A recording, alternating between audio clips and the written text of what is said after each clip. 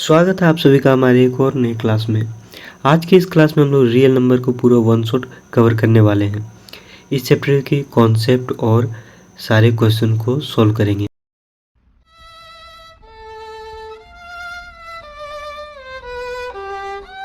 तो सबसे पहले हम लोग देखते हैं इस चैप्टर में हमें क्या क्या पढ़ना है।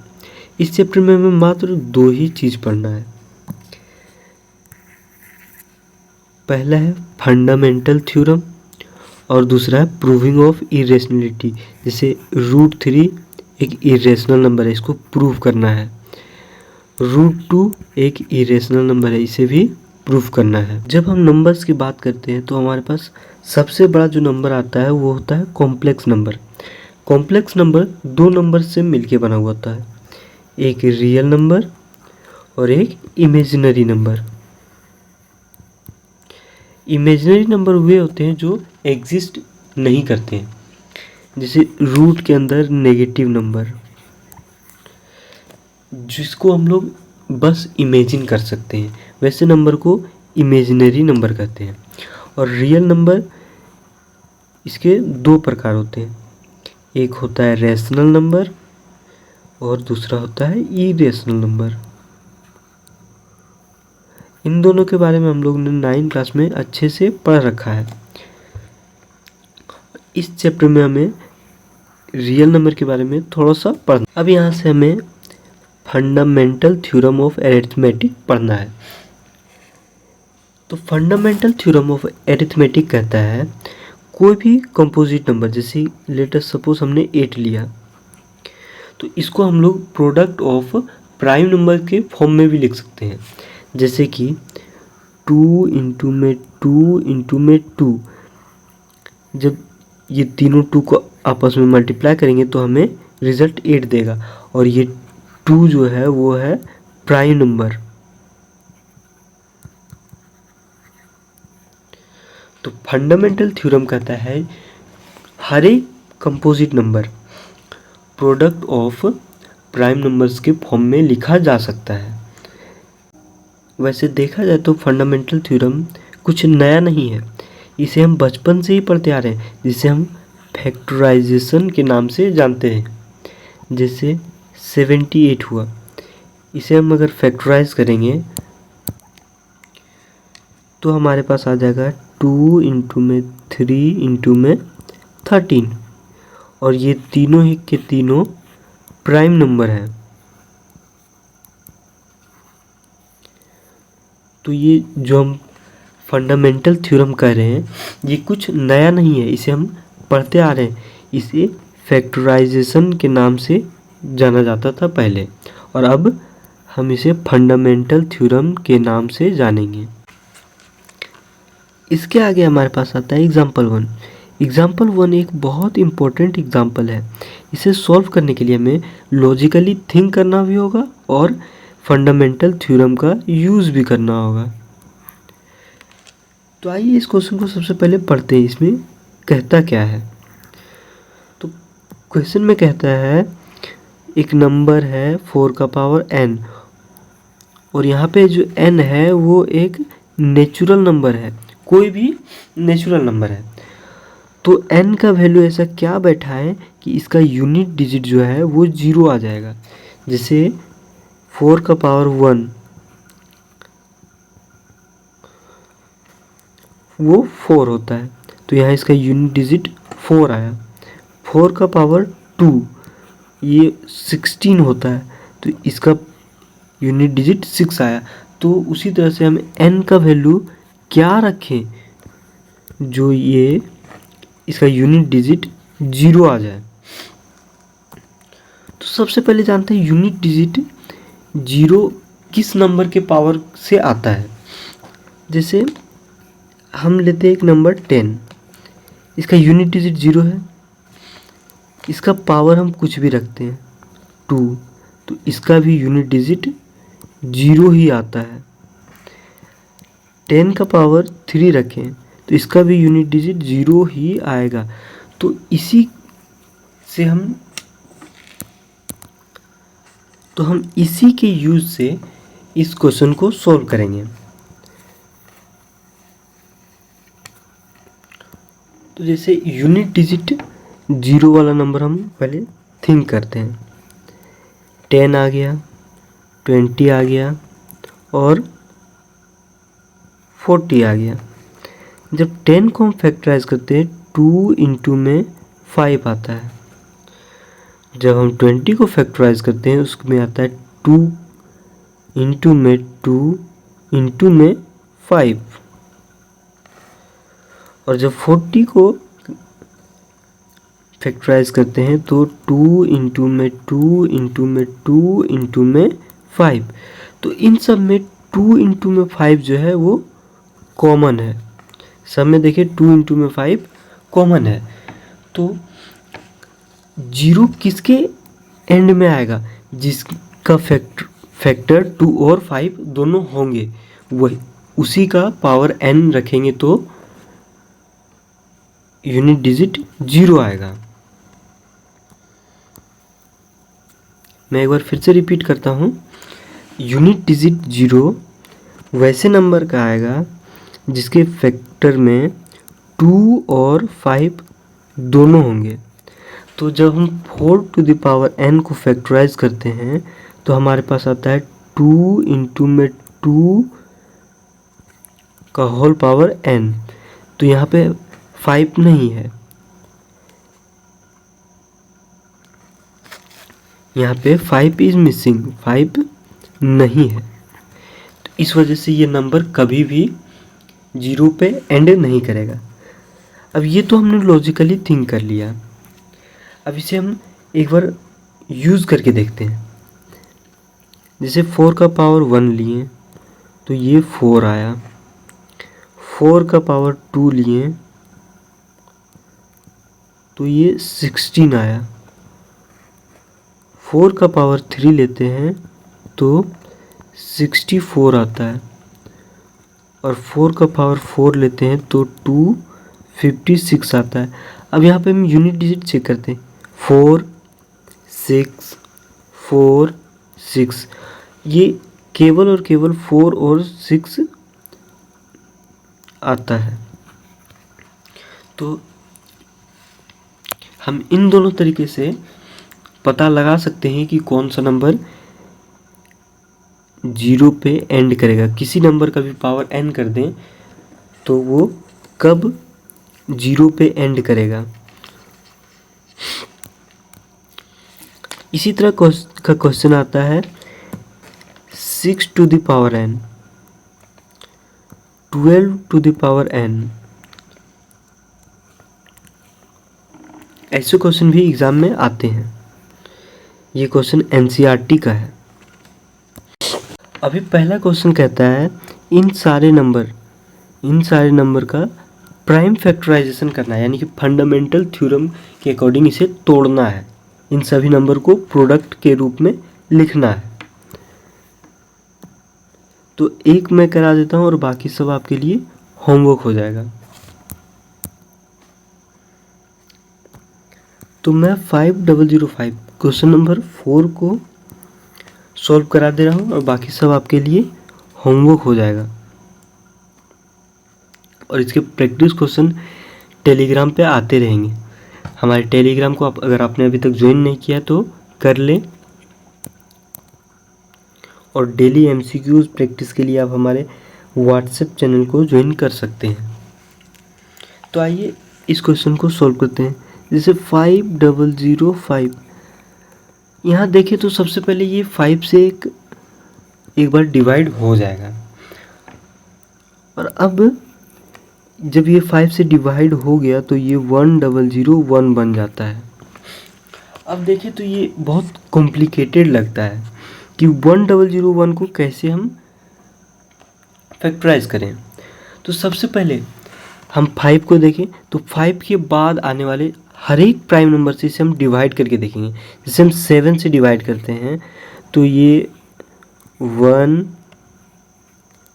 4 और 3, जैसे देखिए 7 से ही ये डिविजिबल हो गया।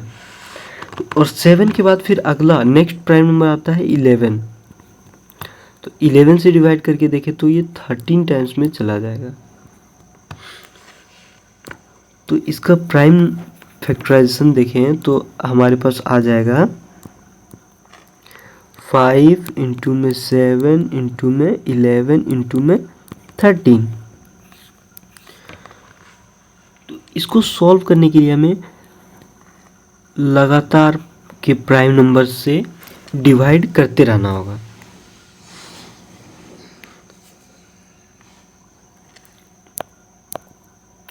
इसी प्रकार से बाकी सारे नंबर भी सॉल्व हो जाएंगे।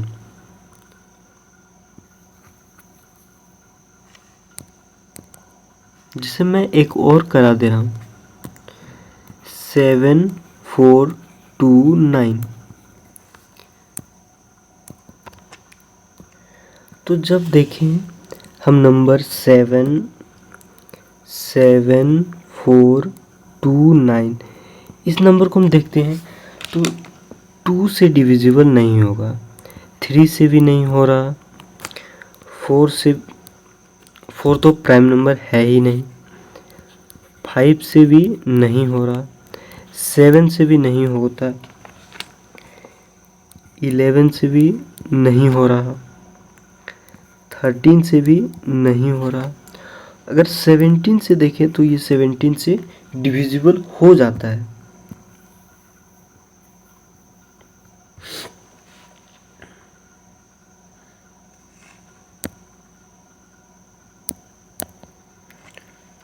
तो ये नंबर 17 से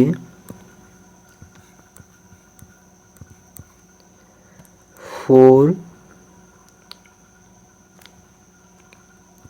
3 7 यानी कि 437 टाइम्स में ये नंबर 17 से डिविजिबल हो जाएगा। तो 17 तो हमारे पास एक प्राइम नंबर आ गया है और एक हमारा नंबर आता है 437। अब इसको चेक करते हैं क्या ये प्राइम नंबर है। अगर प्राइम नंबर हो तो हम ऐसे ही फैक्टराइजेशन में छोड़ देंगे और अगर नहीं होता तो इसको और हम फैक्टराइज करेंगे। तो जब हम 437 को देखते हैं तो ये 17 तक, मतलब 17 के नीचे कोई प्राइम नंबर से ये नहीं कटेगा।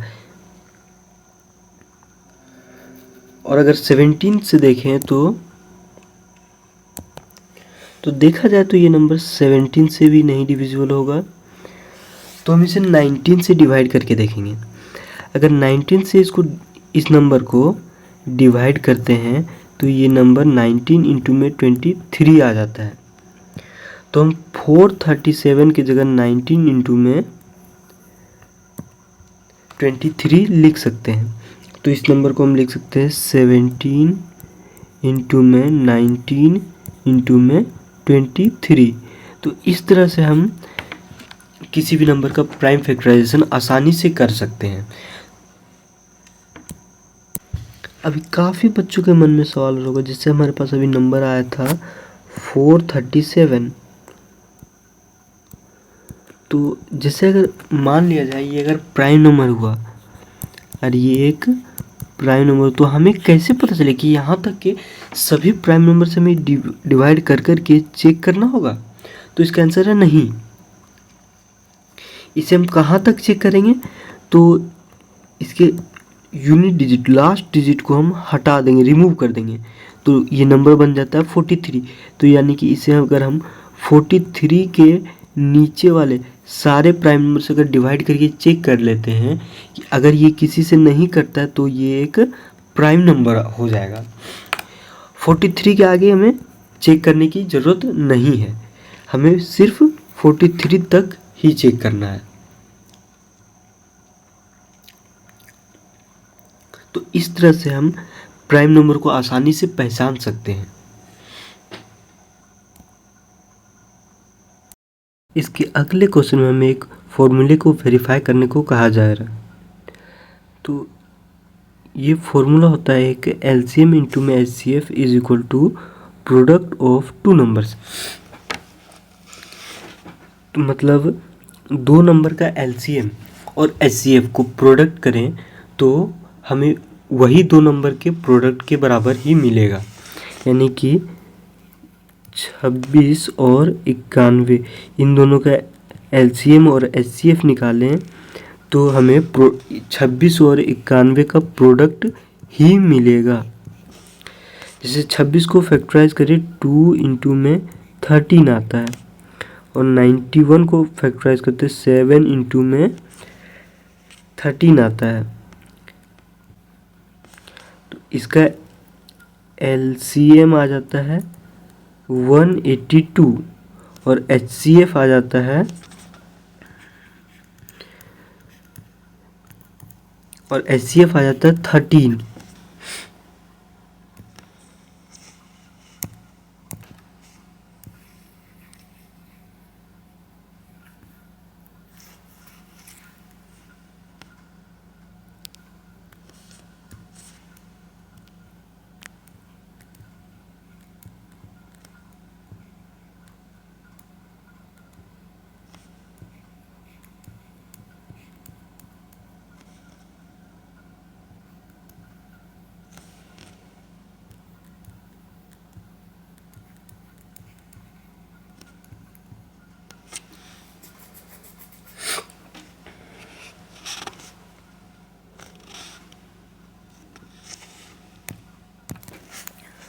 हमारा LCM 182 आ गया और HCF 13 आ गया।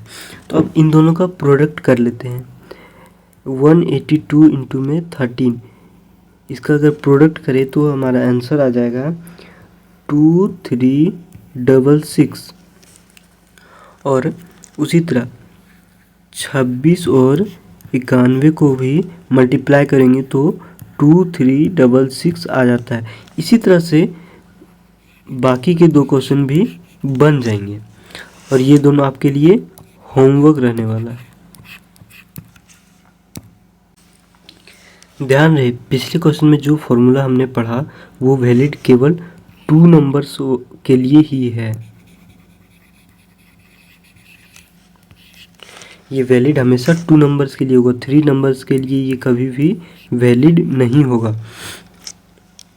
इसका एक एग्जाम्पल भी है NCERT में। अगले क्वेश्चन में हमें LCM और HCF प्राइम फैक्टराइजेशन मेथड की मदद से निकालना है। तो इसमें 3 क्वेश्चन है, मैं एक करा देता हूँ, बाकी 2 आपके लिए होमवर्क हो जाएंगे। तो मैं तीसरा वाला करा देता हूँ। तो नंबर्स हैं 8, 9 और 25। तो सबसे पहले एक एक कर करके इन तीनों का प्राइम फैक्टराइज कर लेते हैं। तो 8 हो जाएगा 2 इंटू में 2 इंटू में 2। 9 हो जाएगा 3 इंटू में 3, और 25 हो जाएगा 5 इंटू में 5। इनमें कॉमन कुछ भी नहीं आ रहा है, तो हमारा HCF 1 आ जाएगा, और LCM जो आएगा वो इन तीनों का प्रोडक्ट हो जाएगा। तो 8, 9 और 25 जब इन तीनों को आपस में मल्टीप्लाई करते हैं तो हमारा आंसर 1800 आ जाता है। तो हमारा LCM 1 आ गया और HCF 1800 आ गया।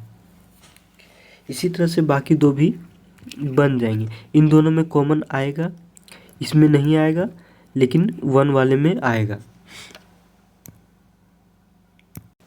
अगला क्वेश्चन जो है वो LCM HCF वाले फॉर्मूले के ऊपर बेस्ड है। तो क्वेश्चन में हमें 2 नंबर्स दिया हुआ है, नंबर है 306 और 657, और हमें HCF दे दिया हुआ है 9। तो हम उस फॉर्मूले का इस्तेमाल करके हम यहाँ से LCM निकाल सकते हैं। तो उस फॉर्मूले का इस्तेमाल करने के बाद हमारे पास आएगा LCM इंटू में 9 इज इक्वल टू 306 इंटू में 657। LCM को इधर रहने देते हैं और 9 को उधर ले जाते हैं। तो 306 इंटू में 657 अपॉन में 9, और 9 से डिवाइड करने के बाद ये हमारे पास आ जाएगा 3 और 4 34 और इसे मल्टीप्लाई करने के बाद हमारा आंसर आ जाएगा 22338 और यही हमारा आंसर है। अगला जो क्वेश्चन है वो 6 का पावर n वाला फॉर्मूला है और हमें शो करना है कि ये जीरो पे, इसका यूनिट डिजिट जीरो पे कभी भी एंड नहीं करेगा। तो ये सेम है एग्जाम्पल 1 के जैसा। उसमें भी हमने 5 को दिखाया था कि उसके प्राइम फैक्टराइजेशन में 5 नहीं आता है और इसके भी प्राइम फैक्टराइजेशन में 5 नहीं आएगा। तो सेम उसी के जैसा हम इसे बना लेंगे एग्जाम्पल 1 के जैसा। ये भी हमारा होमवर्क हो जाएगा। इसके अगले वाले क्वेश्चन में हमें 2 नंबर्स दिया हुआ है, इसे हमें शो करना है कि ये कंपोजिट नंबर क्यों है। तो सबसे पहले पहला वाला हमारे पास है 7 इंटू में 11 इंटू में 13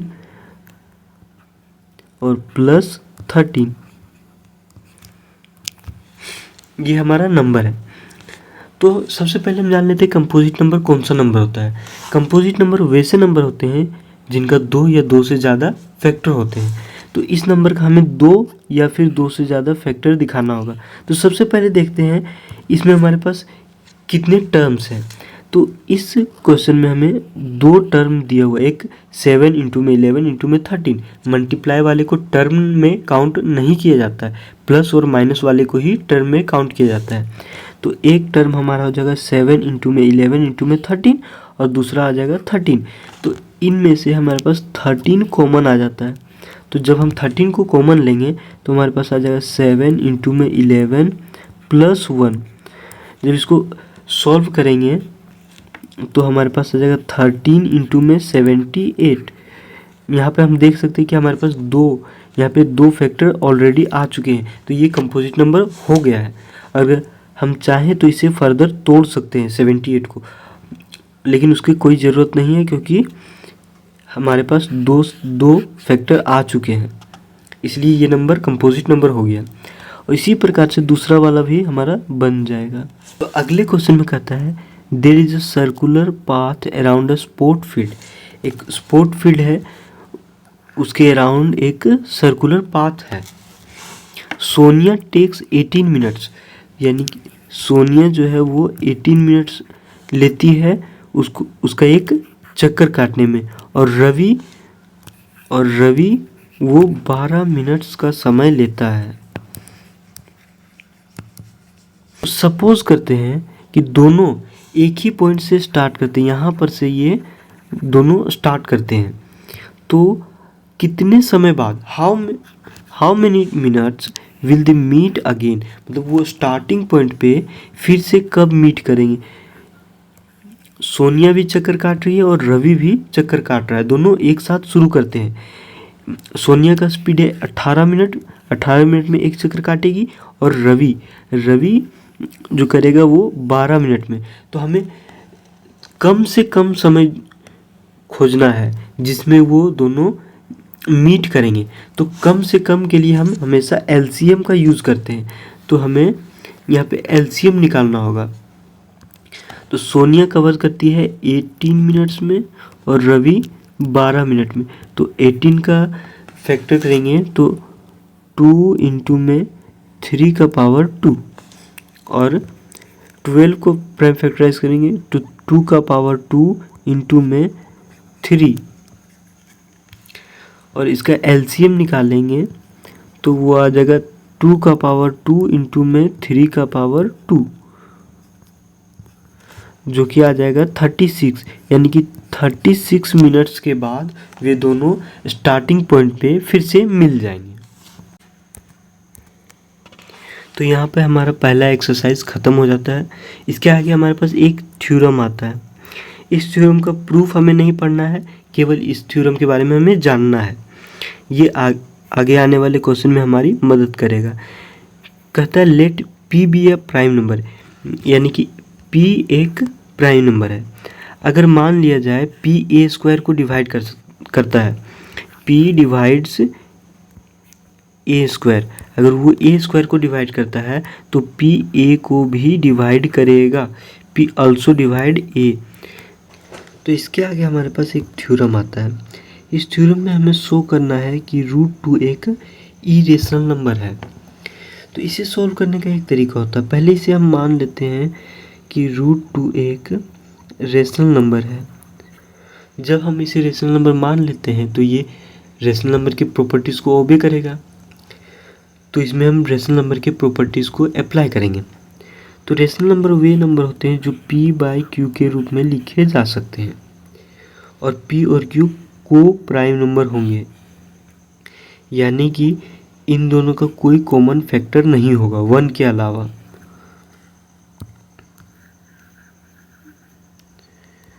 तो हम लिख सकते हैं √2 is equal to p/q। Root को हटाने के लिए हम स्क्वायरिंग बोथ साइड करेंगे, तो 2 is equal to p² bye q², और यहाँ से हमारे पास आ जाएगा q² is equal to p² bye 2। यहाँ पे 2 p² को डिवाइड कर रहा है, तो इसका मतलब है कि 2 p को भी डिवाइड करेगा। जब 2 p² को डिवाइड करेगा तो इसका मतलब है कि 2 p को भी डिवाइड करेगा। ये हमने ऊपर वाले थ्योरम में भी पढ़ा। तो हम p को लिख सकते हैं 2 इंटू में कोई नंबर, तो कोई नंबर को हमने c मान लिया। तो अब इसे हम इस में पुट कर देंगे,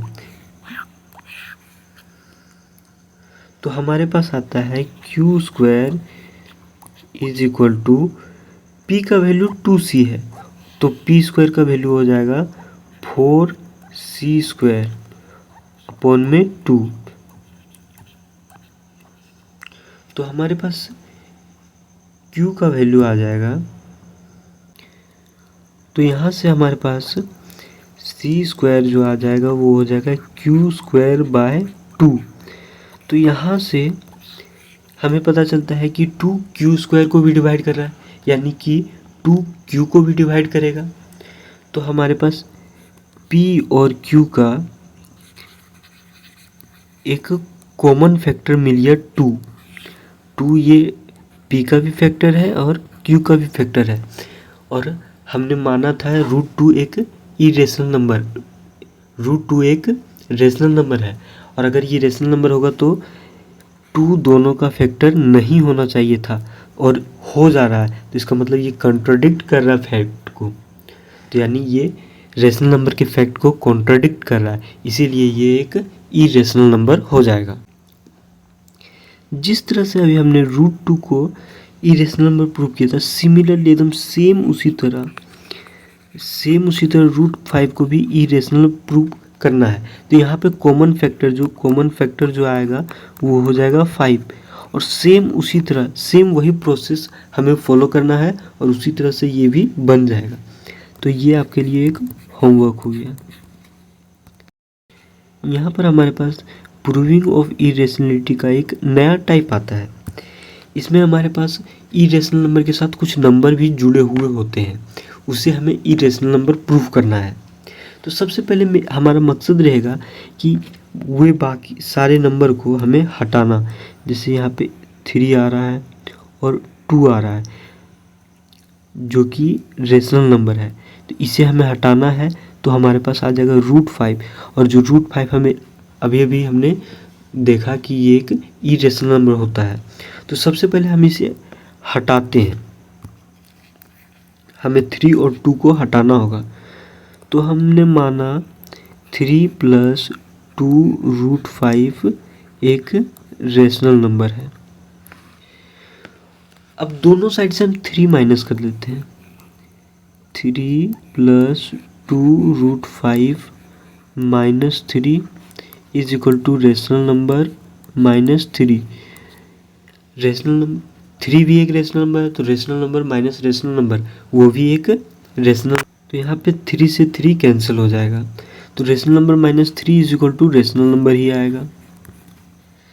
तो 2 √5 is equal to rational number आएगा।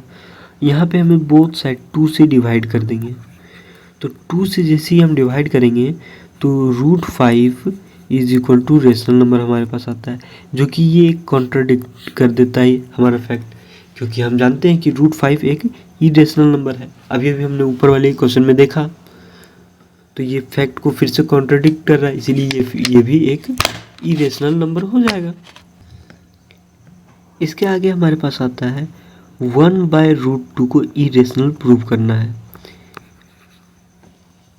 तो सबसे पहले हम जानते हैं कि डिनोमिनेटर में कभी भी रूट वाले नंबर नहीं आते हैं, तो इसे रूट को हटाने के लिए हमें रेशनलाइज करना होगा।